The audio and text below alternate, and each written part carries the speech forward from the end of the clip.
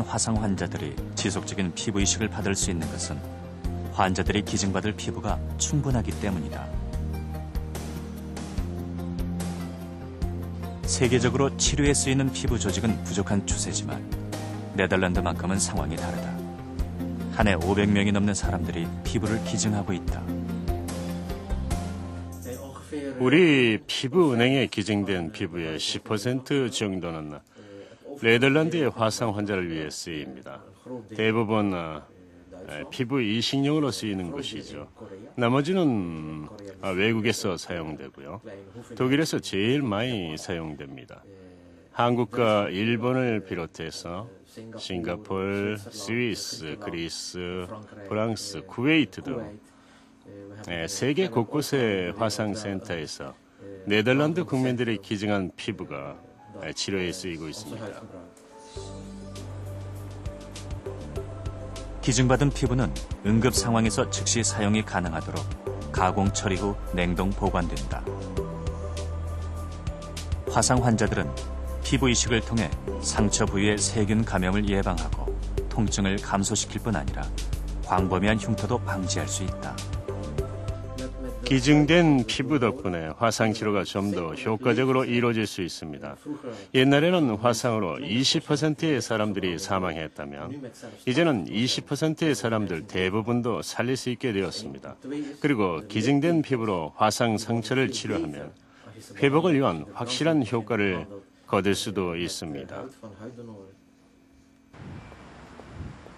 암스테르담시의 적십자사병원. 이 병원은 세계적 권위를 인정받는 화상치료 전문 병원이다. 피부이식 전문의인 템플만 베이커 씨. 그녀는 화상 환자들을 치료하는 것뿐만 아니라 피부를 기증하는 것이 얼마나 중요한 일인지 알리는 데 앞장서고 있다. 중증 화상 환자들에게 있어 피부 이식은 좀 더 예쁜 얼굴을 갖게 하거나 흉터가 남지 않게 하는 것 정도의 문제가 아니라 바로 생존의 문제라고 믿기 때문이다.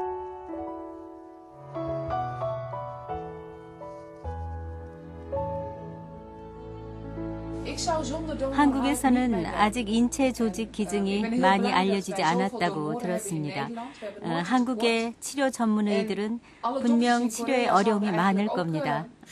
심한 화상의 경우 피부 이식 수술을 받지 못하면 생명이 위독할 수도 있습니다. 한국에서도 피부 기증이 많이 이루어져서 더 많은 환자들을 살릴 수 있었으면 좋겠습니다.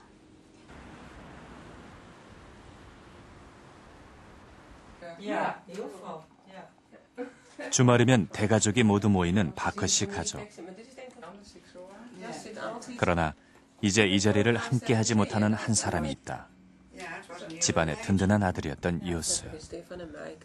Oh, Maaike. Oh, ja, tuurlijk. Waar zit Jos? Daar staat Jos. 어머니는 아직도 그의 죽음이 믿기지 않는다. 가족들 앞에서는 의연한 모습을 보였지만 아들이 살아있었던 그 당시 그대로 정리되어 있는 옷들을 꺼내보며 애써 아픔을 삼킨다. 손 쓸 새도 없었어요. 갑자기 물에 빠졌거든요. 긴급 구조대 사람들이 꺼냈을 땐 이미 폐에 물이 가득 찼다고 하더군요. 응급 조치하고 병원으로 옮겼는데 곧 의사로부터 뇌사 판정을 받았지요. 누구보다도 건강했던 요스. 너무도 안타까운 죽음이었지만 가족들은 기증을 원했던 요스 씨의 뜻에 따라 장기와 인체 조직을 기증하기로 결정했다. 피부도 기증이 가능하다고 의사가 알려줬어요. 화상을 입은 사람들의 치료에 쓰인다고 했거든요. 피부뿐 아니라 간, 각막, 콩팥하고 심장 판막까지 기증할 수 있었습니다. 요스가 기증을 한 뒤 다른 가족들도 장기 기증을 약속했지요. 요스가 장기와 조직을 기증하고 떠난 뒤 남은 가족들 역시 장기 기증과 조직 기증 신청서에 서명했다.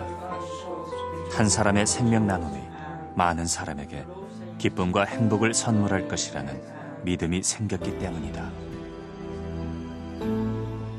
세상에 흩어진 민들레 홀씨들은 강한 생명력으로 수많은 꽃들을 피워냅니다. 그래서 조직기증을 흔히 민들레에 비유하곤 하는데요. 한 사람의 조직기증을 통해 많은 환자들이 고통과 장애로부터 벗어나 새 삶을 시작할 수 있기 때문입니다.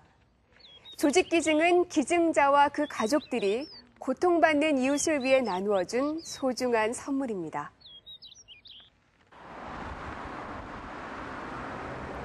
스페인 발렌시아. 요즘 알바 씨는 거울 보는 일이 잦아졌다.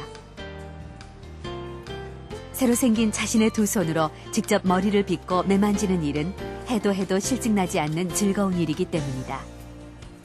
알바 씨는 얼마 전 아주 특별한 수술을 받았다. 양손을 이식받은 것이다. 처음 봤을 때부터 손이 너무 예쁘다고 생각했어요. 지금도 아주 마음에 들어요. 이제 더는 바랄 게 없을 것 같아요. 저에게 이 손은 너무나도 완벽합니다. 알바 씨는 지난 28년 동안 양손 없이 살아왔다.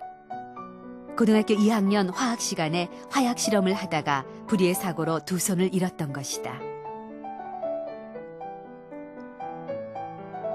그러다 2년 전 기적 같은 일이 일어났다.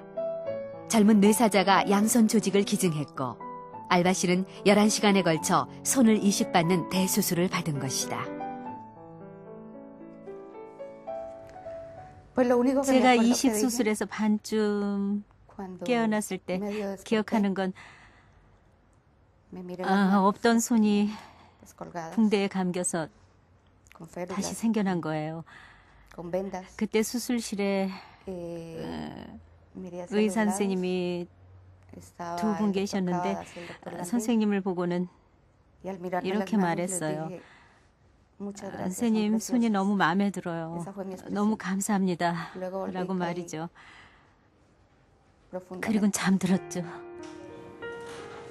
양손을 이식한다는 것은 한 그루 나무를 뿌리째 옮겨 심는 것과 같다. 뼈와 피부 조직, 근육과 혈관, 신경 등 기증자의 여러 조직들을 그대로 이식하는 일이기 때문이다. 알바 씨는 이제 곧 손의 기능을 거의 회복할 수 있을 거라고 한다. 누군가의 조직 기증을 통해 진짜 손, 잃어버린 꿈을 되찾게 된 셈이다. 지금 당장은 손을 사용하기 조금 불편하지만 점차 자연스럽게 움직일 수 있을 것 같아요. 나중에는 제 손인 것처럼 사용하게 되겠죠. 정말 너무 기뻐요. 이루어질 수 없다고 생각했던 꿈이 이루어진 것 같아요. 조직 이식의 기적 뒤에는 기증자와 그 가족들의 아름다운 희생 정신이 숨어 있다. 25년 전 한 아이가 커다란 선물을 남기고 세상을 떠났다. 당시 2살이었던 크리스토퍼는 두 사람에게 각막을 기증했다.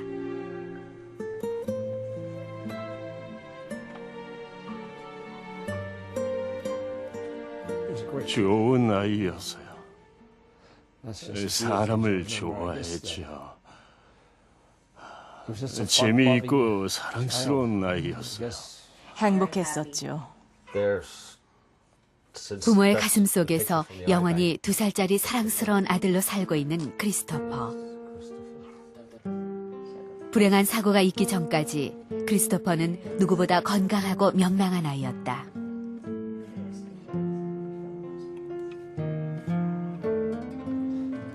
경찰이 저를 병원에 데려다 줬는데 아내가 있었습니다. 저는 크리스토퍼가 아직 치료 중인 줄 알았습니다. 그런데 갑자기 크리스토퍼가 죽었다고 다시는 볼 수 없다고 말하더군요. 불행은 예고 없이 찾아왔다. 수영장에서 놀던 크리스토퍼는 갑자기 물에 빠졌고 결국 깊은 잠에서 깨어나지 못했다. 그리고 부모는 크리스토퍼를 위해 각막을 기증하기로 결정했다. 각막 은행을 통해